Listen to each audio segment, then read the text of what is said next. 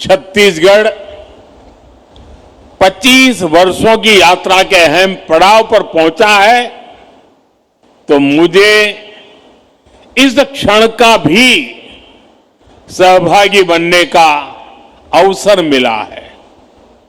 आज इस रजत जयंती के उत्सव पर मुझे राज्य के लोगों के लिए इस नई विधानसभा के लोकार्पण करने का सौभाग्य मिला है। मैं छत्तीसगढ़ के लोगों को, राज्य सरकार को इस अवसर पर अपनी शुभकामनाएं देता हूं, बधाई देता हूं।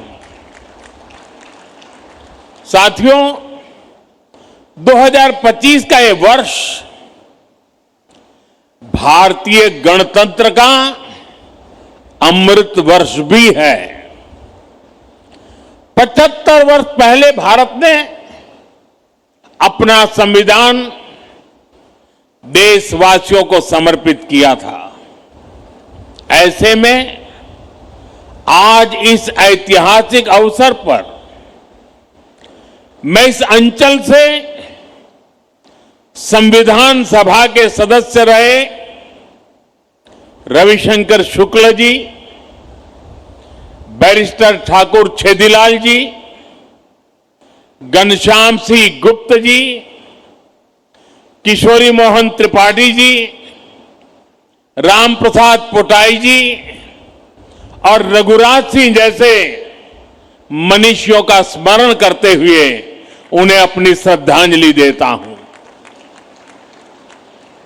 तब के काफी पिछड़े रहे इस क्षेत्र से दिल्ली पहुंचकर इन विभूतियों ने बाबा साहब के नेतृत्व में संविधान के बनने में महत्वपूर्ण भूमिका निभाई थी। साथियों, आज का दिन छत्तीसगढ़ के इतिहास का स्वर्णिम अध्याय बनकर चमक रहा है। आज जब हम इस भव्य और आधुनिक विधानसभा भवन का लोकार्पण कर रहे हैं, तो ये केवल एक इमारत का समारोह नहीं, बल्कि 25 वर्षों की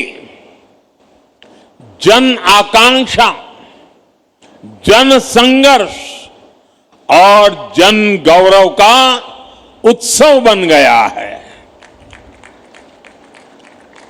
आज छत्तीसगढ़ अपने स्वप्न के नए शिखर पर खड़ा है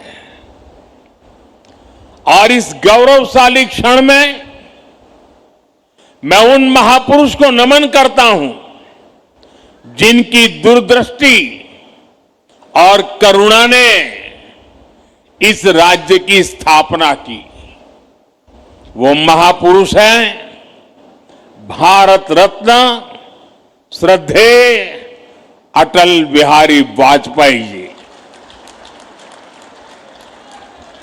साथियों, साल 2000 में जब अटल जी ने छत्तीसगढ़ राज्य का गठन किया, तो वो निर्णय केवल प्रशासनिक नहीं था, वो निर्णय था विकास की नई राह खोलने का, और वो निर्णय था छत्तीसगढ़ की आत्मा को पहचान दिलाने का।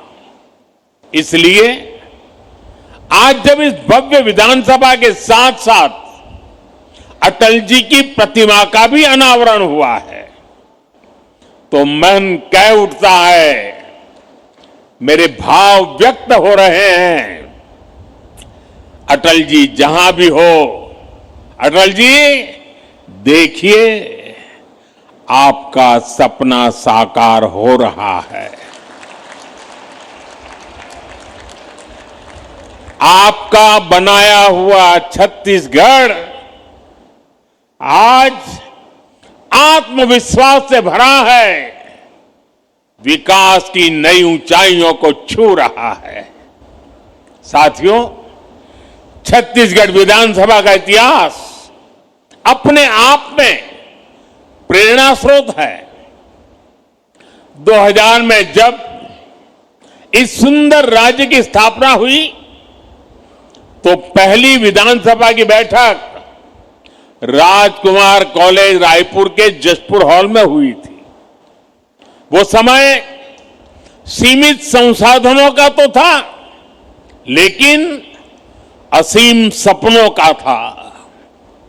तब केवल एक भावना थी कि हम अपने भाग्य को और तेजी से उज्जवल बनाएंगे।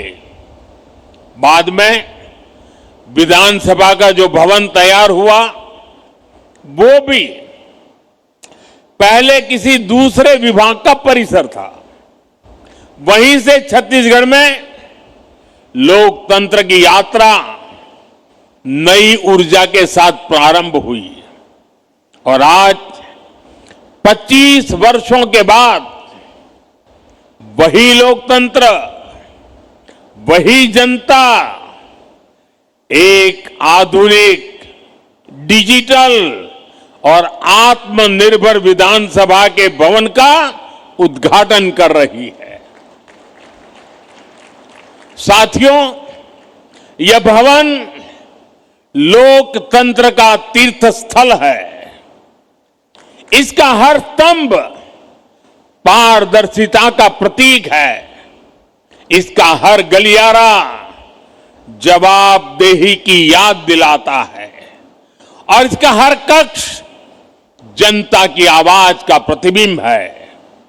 यहां लिए गए निर्णय दशकों तक छत्तीसगढ़ के भाग्य को दिशा देंगे और यहां कहा हर एक शब्द छत्तीसगढ़ के अतीत, इसके वर्तमान का और इसके भविष्य का महत्वपूर्ण हिस्सा होगा। मुझे विश्वास है ये भवन आने वाले दशकों के लिए छत्तीसगढ़ की नीति, नियति और नीतिकारों का केंद्र बनेगा। साथियों, आज पूरा देश विरासत और विकास को साथ लेकर चल रहा है और ये भावना सरकार की हर नीति, हर निर्णय में भी दिखती है। आज देश की संसद को हमारा पवित्र सेंगोल प्रेरणा देता है। नई संसद की नई गैलरियां पूरी दुनिया को भारत के लोकतंत्र की प्राचीनता से जोड़ती है। संसद परिसर में लगी प्रतिमाएं पूरे विश्व को ये बताती हैं कि भारत में लोकतंत्र की जड़ कितनी गहरी है। साथियों, मुझे प्रसन्नता है कि भारत की यही सोच, यही भावना छत्तीसगढ़ के इस नए विधानसभा में भी झलकती है। साथियों, छत्तीसगढ़ का नया विधानसभा परिसर राज्य की समृद्ध संस्कृति का प्रतिबिंब है। इस विधानसभा के कण कण में छत्तीसगढ़ की भूमि पर जन्मे हमारे महापुरुषों की प्रेरणा है। वंचितों को वरीयता, सबका साथ, सबका विकास, ये भाजपा सरकार के सुशासन की पहचान है। यही देश के संविधान की स्पिरिट है। यही हमारे महापुरुषों, हमारे ऋषियों, मनीषियों के दिए संस्कार है। साथियों, मैं जब इस भवन को देख रहा था तो मुझे बस्तर आर्ट की सुंदर झलक दिखाई दी। मुझे याद है कुछ महीने पहले थाईलैंड के प्रधान